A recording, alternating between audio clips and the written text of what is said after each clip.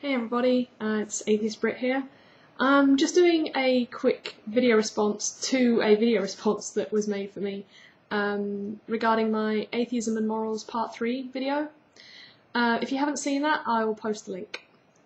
It's just a basic summary for people who either haven't seen it or can't be bothered.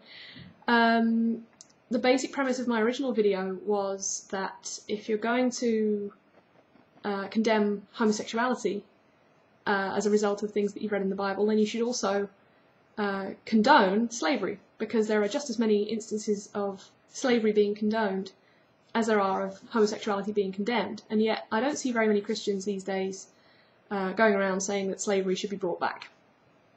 So the verses that I used the examples for, I read around them a little bit because the video response that I received, and I thank you very much for it,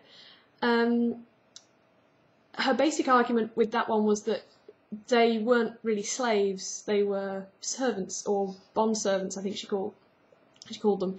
Now I've checked various different translations of the Bible, and the versions that I've seen have all said different things. They've all said either servant, slave, bond servant, manservant. They're all different. Well, it's all very well, it's just playing with words, you see, is what's happening there, is you're playing with words. The way that they were treated is still exactly the same. It doesn't make it any less horrific. Yes, they may well be a little bit different to the way that black slaves, for example, were treated much more recently. But at the same time, there are stark similarities, and nobody reading around these verses would say that this was acceptable or an example of a loving, caring God, because he's not very loving and caring towards these slaves or bond servants, whatever word you want to use. For example, Leviticus 25 verses 44 to 46 says, "However, you may purchase male or female slaves from among the foreigners who live among you. You may also purchase the children of such resident foreigners, including those who have been born in your land." Now this is the key verse. "You may treat them as your property, passing them on to your children as a permanent inheritance." So they are being treated as property. It's not that they necessarily have a choice in the matter, as the video response certainly suggested might be the case. I mean, that's all very well. It may well have been the case, but it appears from this that it wasn't. If they're being passed on as a permanent inheritance, they haven't got much of a choice in the matter. They are slaves by force, not by choice.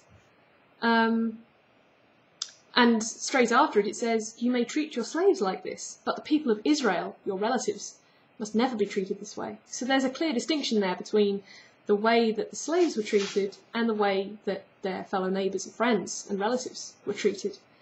So there's discrimination for you. And Exodus 21 verses 20 to 21. "When a man strikes his male or female slave with a rod so hard that the slave dies under his hand, he shall be punished." Well, fair enough, you might say. But it goes on to say, "If, however, the slave survives for a day or two, he is not to be punished, since the slave is his own property." Now that's pretty clear there that the treatment of slaves was pretty horrendous. You can beat them all you like, as long as they survive for a couple of days. They could even die after those couple of days, and you would be exempt from punishment. So that's a pretty horrible way to treat fellow human beings. God's pretty clear on that one, that slaves are slaves. They're not treated any differently from how the black slaves, for example, were treated on the cotton farms. They were treated in exactly the same way. In fact, they were treated a little worse, but still, I mean, it's a fairly horrible thing to do, that you can beat them so hard that as long as they writhe around in agony for 2 days and then die, you're exempt from punishment. That's pretty horrible. So that was just my quick video response to the video response that I received. My initial point still stands that slaves are slaves in the Bible, whether you want to call them bondservants or manservants to make it seem less horrendous than it actually is.